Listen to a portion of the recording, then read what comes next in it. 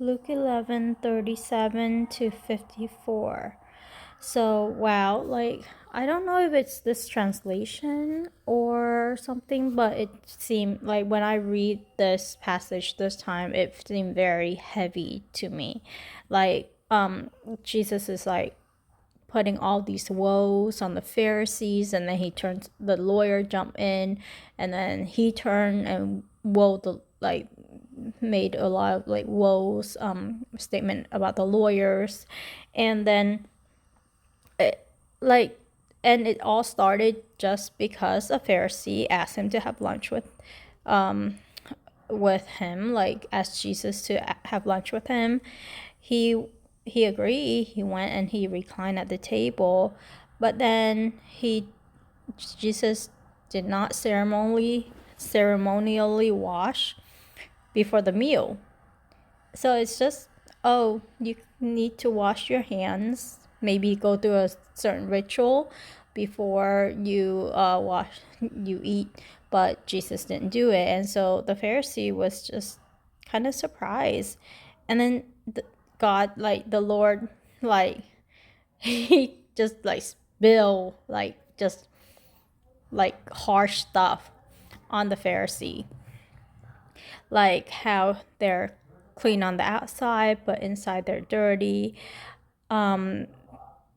That so I wonder if Jesus meant to not wash his hands so that he can tell them about the state that they are in. But it just seemed like if I was a fairy, I'm like, I'll be like, oh, whoa, what did I do? Like I just wanted you to wash your hand, kind of like thing. So, yeah, like it took me back, like this reading, this because this is the first time I read NASB. Usually, I read King James version. Before I used to read King James version or the NIV, and so this is my first time with the NASB, and it was like whoa to me. And then after that, like so he went on and on about how they want to people to respect them and sit in high places and things like that. And then not only that, he said, oh, and verse 44, this version translate the Pharisee as like unseen tombs. In other versions, they translate it as a whitewashed tomb. So all this time when I read the verse, I imagined like a tomb that is totally painted with white. And I remember a pastor actually describing it as such, and that but inside were dead men corpses. However, it says right here, and people walk over them and are unaware. It's like it's like you're walking on a place where it's like kind of dirty, unclean, like but you're not aware of it. And so I think that is like a like a more it's a different perspective for me to see the Pharisees as that. But people walking on them, that's not as as um as kind of like impactful to me as people looking at a whitewashed tomb. I'm not sure. So I'm not sure how I feel about it. However, yeah, so I don't know why Jesus chose this Pharisee. I mean, he agreed to have lunch, so he wasn't hostile to the Pharisee at first. It's just weird that how that played out, and I'm sure God had a reason. Jesus had a reason. Jesus did what he did with a certain purpose. I don't know his thoughts. Looking as a outsider in, like just at the situation, is kind of hard to comprehend. But I think the Bible wrote this for us so that we know the state of the Pharisees at that time, and that Jesus painted for us. And then so one of the lawyers say, oh, when you say these things, you insult us too. So they know they're being insulted. And then he said, woe to the lawyers because they load people with burden of law, of legalism. And like, I actually feel that way living in America, that there's a lot of laws and stuff like that.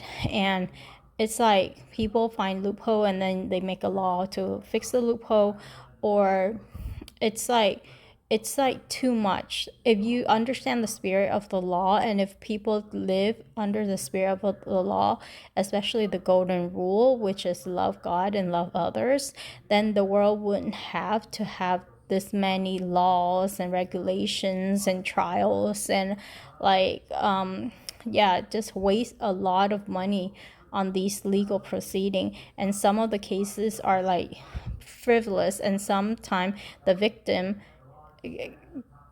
has to pay the the the criminal. And so it's like it's just messed up. And I think Jesus, the lawyers are not, maybe not in that sense, but they are saying, oh, you have to do this. And I watched a doc or a YouTube with a Jewish, and he actually like explained this, that when God said to do certain things, the people want to know how to do it, and so they depend on the rabbi, and then the rabbi like kind of like try to try to read God's mind and explain what it is that God meant when he said you have to keep the Sabbath, you have to do this, you can't light a fire, things like that. That's called work. And so they add all of these man-made rules on top of what God just plainly say, because some people just need that, that checklist. And so and then it's the most interesting part to me though is how, so you are witnesses and approve of the deeds of your father, because it was they who killed them, and you build their tombs.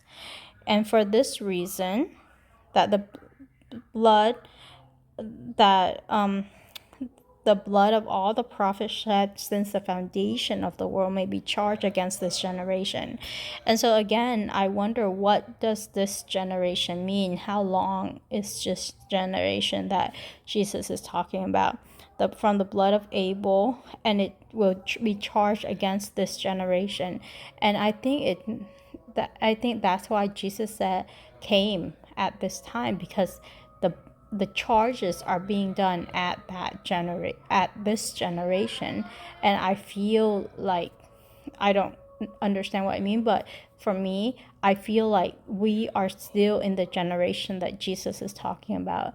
And so we are in the last kind of like generation where everything since the foundation of the world, it has to be paid.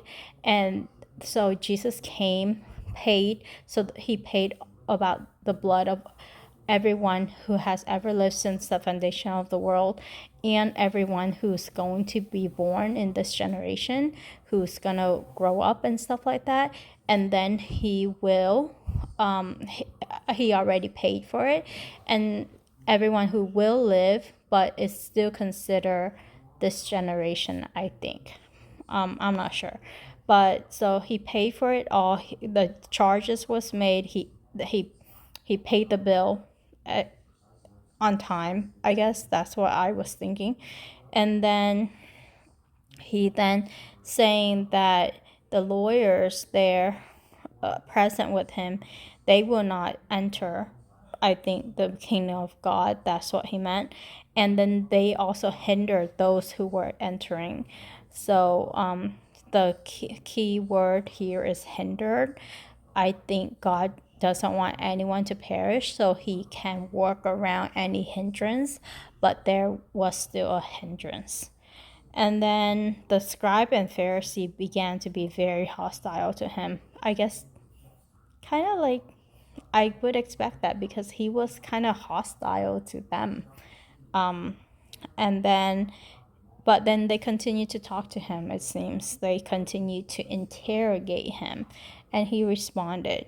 Maybe Jesus got really mad because, or like started to talk about this whole thing about them being whitewashed tomb, or not washed, unseen tomb, or whitewashed tomb, depending on the version you read. And because maybe they were interrogating him, and then that thing about like just the hand, the washing, just kind of like put it over the top. Maybe that's what happened. And so they started plotting against him to catch him in something he might say. So yeah, this part felt really heavy to me.